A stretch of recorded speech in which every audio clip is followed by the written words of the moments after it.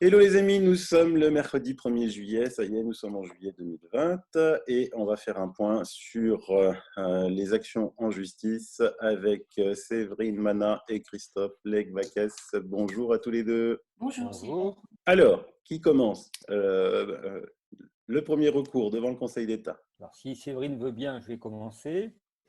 Nous avons déposé il y a maintenant 15 jours le recours, qui est en fait un double recours. Il a trait d'abord à ce qu'on appelle un recours au fond. C'est un recours pour accès de pouvoir contre les décisions de M. Véran, ministre de la Santé. Et ce recours au fond a été doublé de ce qu'on appelle un référé suspension, qui a pour objectif de faire prendre une décision plus rapidement. Parce que le recours au fond, c'est facilement au moins une année. Le référé, on peut espérer qu'il soit examiné au cours du mois de juillet. On a déjà un calendrier qui est intéressant, puisque le Conseil d'État a sommé le gouvernement de remettre ses explications pour le référé au plus tard le 3 juillet, donc c'est vendredi.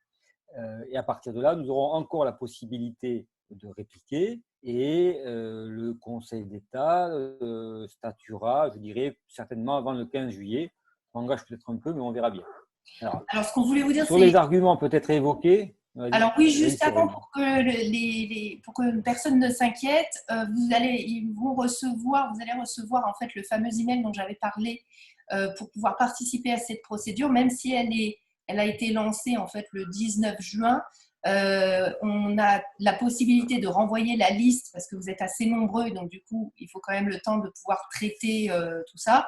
Renvoyer la liste en fait de tous ceux qui vont participer à ce recours, même si effectivement la procédure est déjà engagée. Voilà, donc aucune inquiétude là-dessus, tout est maîtrisé. Alors après, on voulait vous faire part effectivement des arguments qu'on a avancés. On est resté sur le plan juridique volontairement parce qu'on ne voulait pas du tout entrer sur le débat scientifique. Et sur le plan juridique, on a trouvé des arguments qui sont très intéressants. Alors le premier, donc vous savez que tous les décrets ont été pris sur la base en fait d'un avis du Haut Conseil de la santé publique.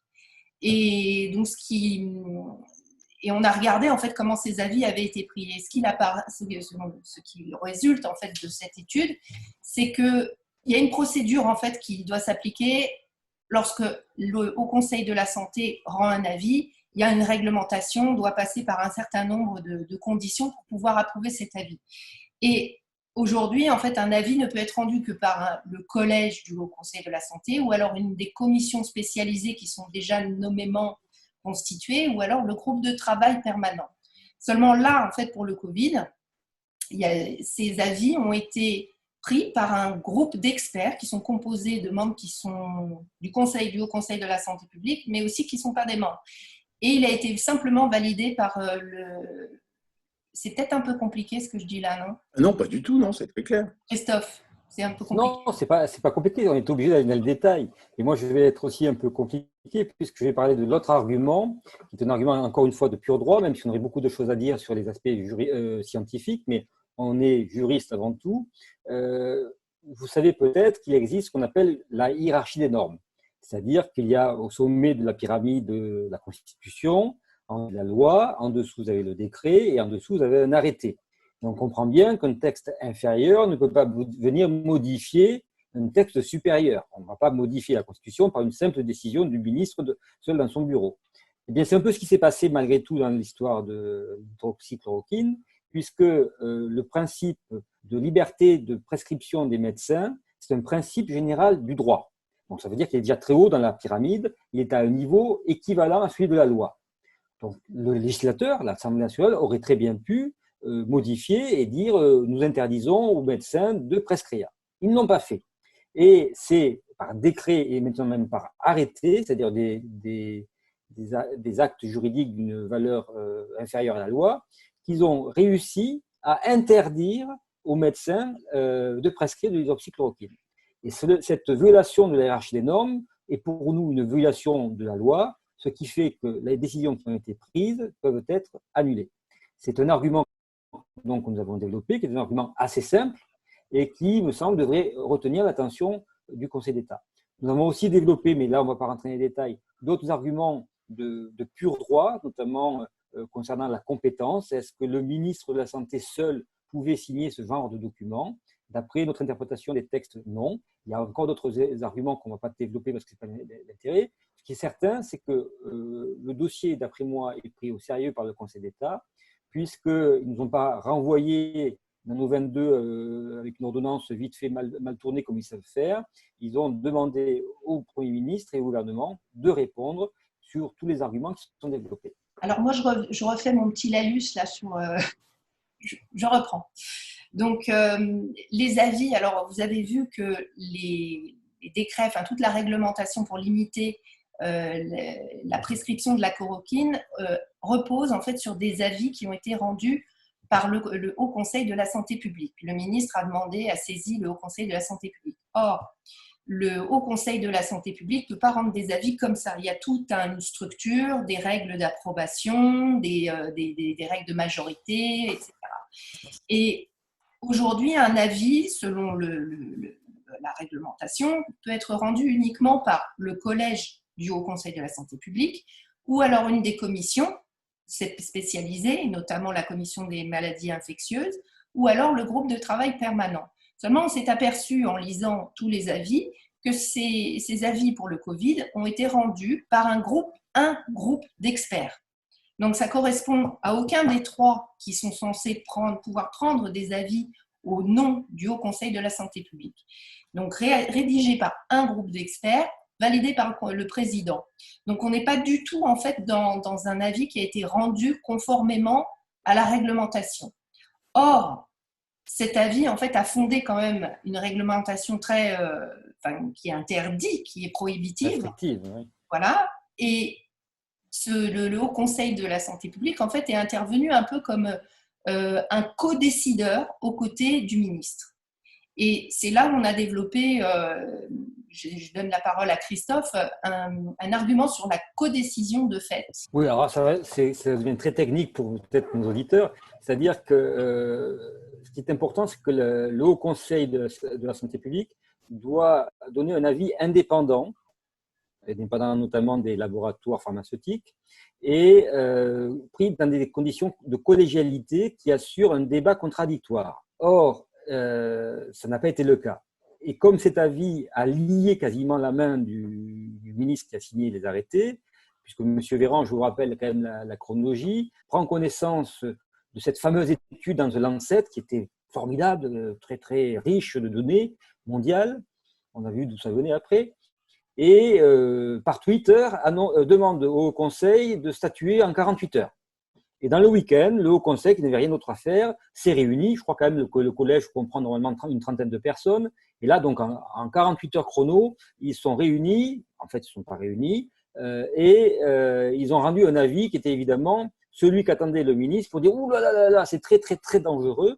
Donc, on ne peut plus consommer de l'hydroxychloroquine en France, notamment dans le cas du Covid. » Et donc, c'est cette méthode que nous critiquons, d'autant plus qu'on a, en cherchant un petit peu, trouvé des informations qui sont relativement intéressantes. Savez-vous, Sylvanou, combien il se produit chaque année de comprimés d'hydroxychloroquine dans le monde? Je dirais comme ça, vu que l'année dernière, il y a 12 millions qui ont été consommés en France, je ne sais pas, on va dire 1 milliard. Au moins 2 milliards. Donc, chaque année, il y a 2 milliards de comprimés qui sont consommés depuis 50 ans sur les 5 continents. Et pour autant, l'OMS, jusqu'à présent, n'avait pas repéré de problème sur ce produit. En fait, la difficulté, c'est que le ministère de la Santé français ne fait pas confiance aux médecins français. On connaît les dangers du produit, ils sont sur la fameuse notice. On sait que, notamment, il ne faut pas le prescrire dans certaines conditions quand on est cardiaque, etc. Donc, on peut espérer que des médecins français dignes de ce nom connaissent les contre-indications et ne vont pas prescrire à tire-larigot ce produit qui peut être dangereux. Donc, ce qui est très surprenant, c'est ce comportement des autorités françaises qui n'a pas confiance dans ces médecins. Pourquoi ce médicament, si je l'achetais l'année dernière en pharmacie, c'était libre. On ne me demandait pas si j'avais des problèmes cardiaques. Alors, je pense que votre pharmacien vous a quand même posé quelques questions avant de vous le délivrer. D'accord. Mais ça, c'est l'obligation classique qui pose aussi sur le pharmacien. Mais c'est vrai que ce qui est très surprenant, c'est cette modification du classement du produit qui était un accès libre jusqu'à présent. Donc, vous partiez sous les tropiques, on vous avait dit qu'il fallait en prendre parce que ça permettait de lutter contre le paludisme. Vous passiez à la pharmacie du coin, vous l'achetiez comme ça. Et puis, à partir de, je crois que c'est janvier, il y a eu un classement en liste 2, ce qui veut dire que normalement, vous deviez avoir en plus une prescription médicale, donc une ordonnance. Pourquoi ce changement? Apparemment, c'est qu'ils auraient découvert, d'après ce que j'ai cru comprendre, mais je parle sous le contrôle de Séverine, ils auraient découvert fin décembre 2019 qu'il y avait donc un danger dans la consommation de ce produit qui est connu, encore une fois, depuis 50 ans et qui n'avait pas, jusqu'à présent, fait l'objet d'un signalement particulier. Donc, on a quelques questions. Donc, on restera au niveau des questions. Et d'ailleurs, ça va nous permettre de faire le lien avec la suite des autres procédures que nous avons en suspens. On est en train de travailler avec Séverine, c'est pour ça qu'on n'arrête pas. Il ne faut pas croire que depuis qu'on a déposé le recours, on a pris le soleil, au contraire. On est en train de travailler avec Séverine sur les autres procédures, notamment celles qui posent des questions de manière judicieuse et judiciaire pour permettre d'avoir enfin des réponses sur les produits médicamenteux, mais aussi sur les masques et sur les conditions de vie, notamment dans les EHPAD. Et alors, par contre, Christophe, puisque je vous Oui. quand même une très belle victoire pour vous la semaine dernière. Le Levothyrox, une première condamnation. C'est surtout une victoire pour les malades. C'est-à-dire que nous étions 3320 demandeurs devant la cour d'appel de Lyon et nous avions perdu en première instance. Le tribunal d'instance de Lyon avait considéré que l'industriel Merck n'avait pas d'obligation d'information des malades et que donc quand il a changé sa formule de Levothyrox qui a occasionné quand même un très grand nombre de malheurs pour les malades qui le consommaient de manière habituelle depuis des années, eh bien, on ne pouvait pas lui reprocher de ne pas avoir averti les malades. La Cour d'appel ne l'a pas entendu du tout de cette oreille, surtout que nous lui avions apporté des éléments nouveaux d'origine du droit européen, et à ce qu'on appelle réformer le jugement de première instance, et a reconnu la faute de Merck, reconnu l'existence d'un préjudice moral et un lien de causalité entre ces deux éléments, ce qui a fait que Merck a été condamné à payer 1 000 € à chaque demandeur, à tous les demandeurs. Alors 1 000 € quand on compare évidemment avec les sommes dont on entend parler aux États-Unis, les 80 000 $ par personne dans Monsanto et des choses comme ça, ça peut paraître faible. Alors, objectivement, c'est très faible. Nous avions demandé 10 000 €. Merck disait à tout casser, je veux bien 100 €.